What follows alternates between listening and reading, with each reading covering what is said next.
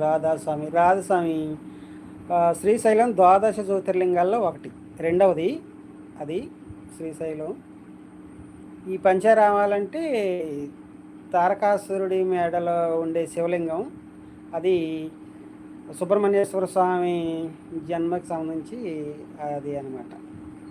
సామర్లకట్ట, ద్రాక్షారామం, పాలకొల్లు, భీమవరం, అమరావతి. అవునమ్మా శ్యామల.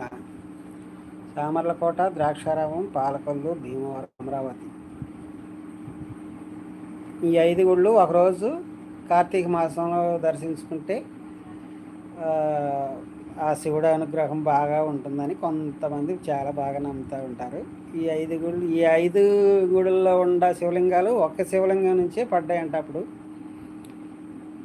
అందుకని ఈ 5 గుళ్ళు ఒకరోజు చూడాలని అంటారు. అందుకే తెల్లారగట్ట బయలుదేరుతాం అనమాట. మేము 8వ తారీఖు వెళ్ళేది.